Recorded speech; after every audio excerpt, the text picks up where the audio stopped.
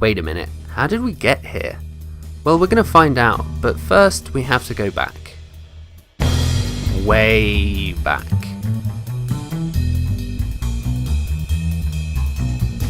Horror as a genre didn't really exist until the Universal Monsters movies from the 1930s and 40s, but we've been telling scary stories around campfires since before written language. In fact, you can find elements of horror in everything from ancient Greek tragedies like Oedipus the King, in which the protagonist gouges out his own eyes in despair, through to the monster Grendel in Beowulf, the famous ghosts, witches, skulls and a whole bunch of mutilations in the plays of Shakespeare, all the way up to the Grand Guignol Theatre where Parisians would gather to watch more grounded gore years before films like Psycho took horror into modern times.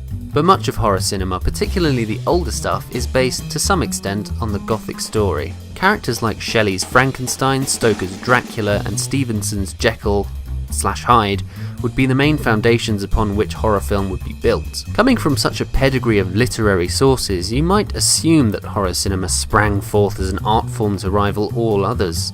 But film itself began not as an art form or even a real industry, but as a magic show.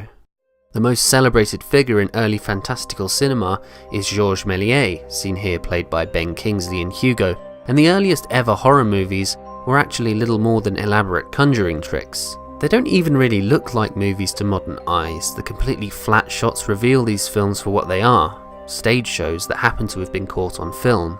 Méliès soon realised that he was able to use film to create more elaborate special effects that would be impossible to achieve live, like this scene in what is perhaps the first horror movie ever, The Haunted Castle. Things disappear and reappear, transform and terrorise our protagonist.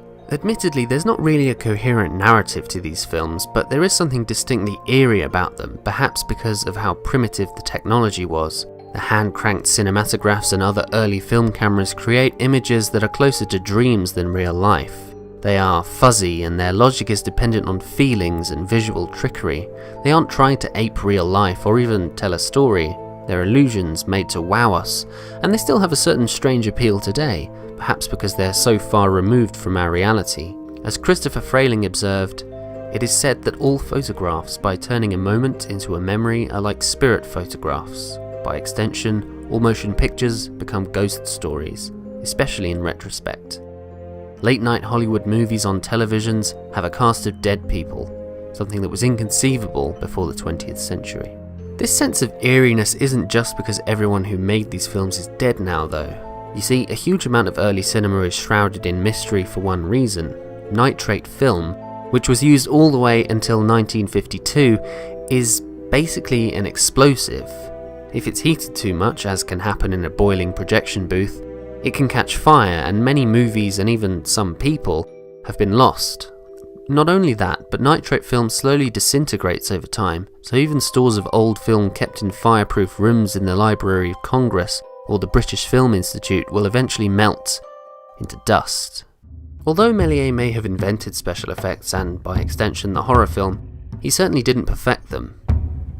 In fact, the man who took horror cinema beyond what Méliès could began as a shameless imitator of his style. Pathé Films hired Spanish-born director Segundo de Sherman to compete with Méliès in his hugely popular fantastical short films. Sherman may be less well remembered than his French rival, but his films took Méliès's formula and ran with it, taking it into more bizarre and more explicitly horrific directions. His films are full of fire, grotesque-looking buildings which turn into faces, weird mirrors and grim reapers, and a frog. In his 1908 film The Haunted House, not only does the house make food and pour tea by itself, but towards the end the whole set begins to tilt, hurling the characters around like dolls. As Sherman was summoning the flames of hell in France, professional patent owner and awful human being Thomas Edison, who very nearly owned basically the whole medium of film until the film industry collectively fled to Hollywood to get away from him, produced the first ever adaptation of a Gothic classic, Frankenstein. This version isn't actually very good, except for this one interesting shot of Frankenstein's monster being created by running footage of a burning dummy through the projector backwards to make it appear as though he is forming in the flames. But it's historically important because it kick-started the trend of adapting classic Gothic novels into film, admittedly to varying degrees of success. One of the good examples is Dr. Jekyll and Mr Hyde from 1912, not to be confused with the version from 1913, which is 3 times longer and also infinitely less visually inventive. Horror was beginning to truly embrace narrative for the first time, not simply conjuring up a series of illusions, but using them to enhance the emotion of a story. Like this shot from Suspense, in which a housewife realises that she's in real danger from a man prowling around her house. When he looks up at her, you can feel the dread rising in your stomach because there is a context to the action now.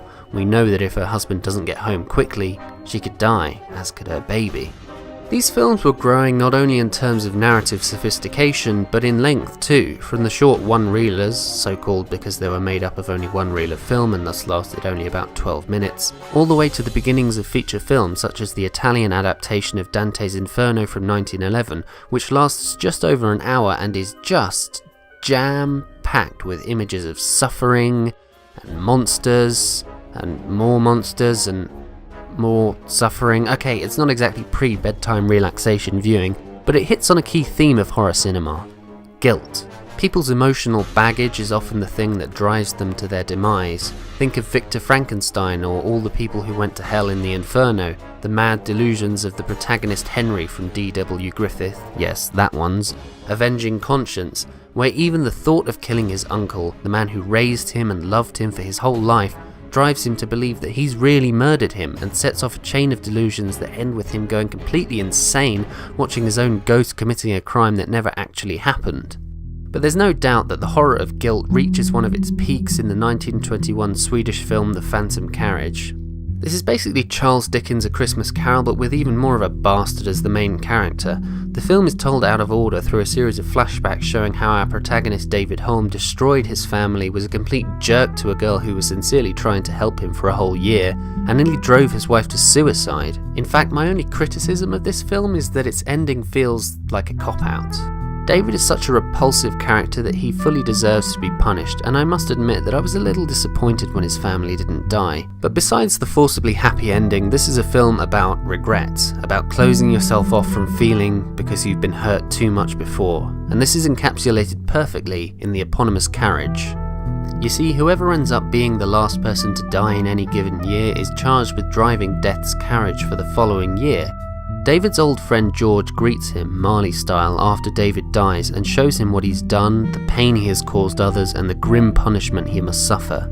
The carriage and the job of hauling dead souls to a non-specific afterlife is a metaphor for the burden of guilt, and this film captures it incredibly well.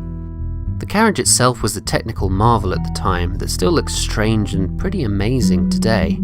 It was achieved by using multiple exposures. By running the same piece of film through the camera multiple times, they were able to capture this ghostly apparition as people walked through walls and drove a carriage through stormy seas. This is a masterpiece of despair, and one of the first truly great horror movies.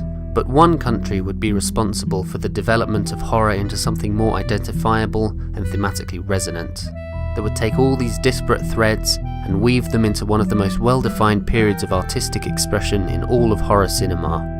That country was Germany, and next time we'll explore the shadows that formed there and would leave an indelible mark on film forever.